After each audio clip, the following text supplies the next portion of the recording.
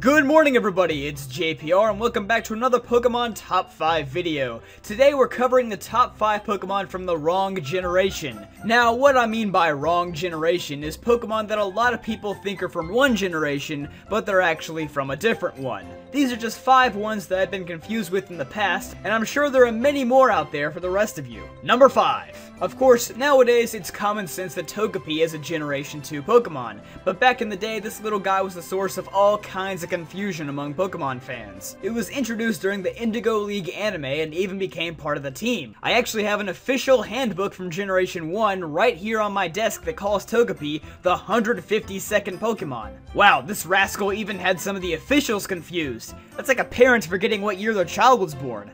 Number 4. This spot goes to both Natu and Xatu. These two Pokemon are barely used by any trainers in the Johto region, and they can be found in only one small, hard-to-reach area in the ruins of Alph. An area that most people, including myself, didn't even know existed until the remakes came out. I played through Gold and Silver as a kid, but never saw Natu or Xatu until Ruby and Sapphire. Plus, both of them debuted pretty late in the Johto region anime, and by that point the anime was already showing a few Generation 3 Pokemon like Kecleon, Wynaut, and Blaziken. And I don't know about you guys, but whenever I think of Xatu, I immediately think of his role in Pokemon Mystery Dungeon, Red Rescue Team, and Blue Rescue Team, which were Generation 3 spin-off titles. But I guess for a Pokemon that can see into the future, it's pretty fitting that a lot of people mistake it for a Generation 3 Pokemon.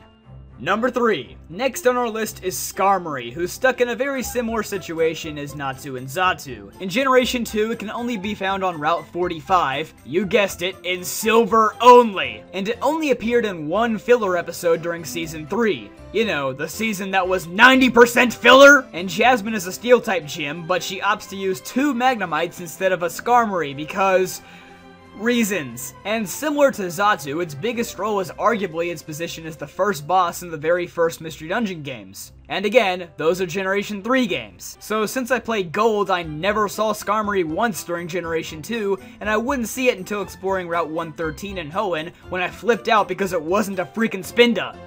Number 2. Holy crap, Gen 2, you just don't know how to handle Pokemon, do you? Because here we have Slugma and Magcargo, another pair of forgotten Johto region Pokemon. And if you thought the previous 2 spots in this list were bad, just wait till you hear this. Slugma, although it's a Gen 2 Pokemon, cannot be found in the Johto region at all. It only appears in the Kanto region on 3 routes, but on 2 of those routes you only have a 5% chance of encountering it. So realistically, you only have a 35% chance of seeing it on Route 17 during the daytime only. And wait, that's not all! Guess what Route 17 happens to be? That's right, the freaking cycling road, where you'd probably rather hurry along to Fuchsia City than wander around in that tiny patch of grass in the corner, which means even if you decided to explore that optional route, you probably passed on your only chance to see Slugma in Gen 2. And remember how I said that Natu and Xatu debuted pretty late in the Johto anime?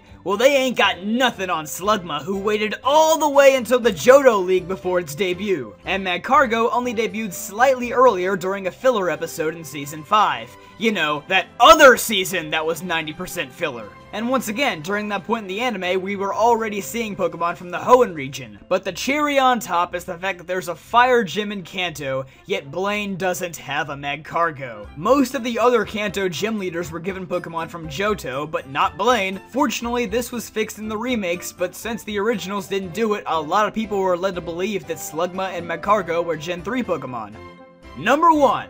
Bonsly is essentially Togepi 2.0 alongside Munchlax. Both of these Pokemon were caught by main characters during the Generation 3 anime, which raised some confusion since they weren't yet in the games. But what makes Bonsly worse than Munchlax?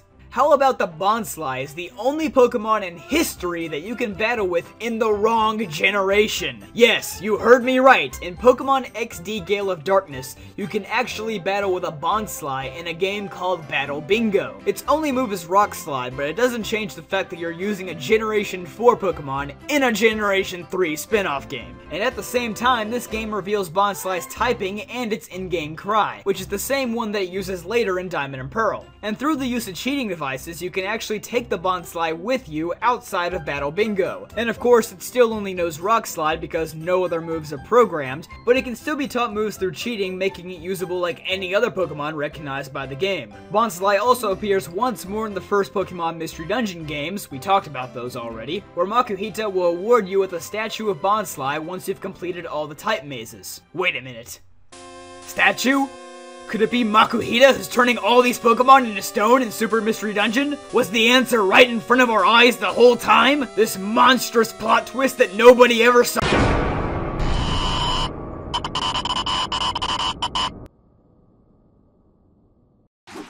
Hey guys, thanks so much for watching this video. If you like what you saw and you want to see more, then you can go ahead and hit that subscribe button up there. Or if you're not convinced yet, just click the middle of the screen for some more videos. Follow me on Twitter at JPRP78 for even more Pokemon content. And if you enjoyed, go ahead and hit that thumbs up button. And I'll see you guys next time.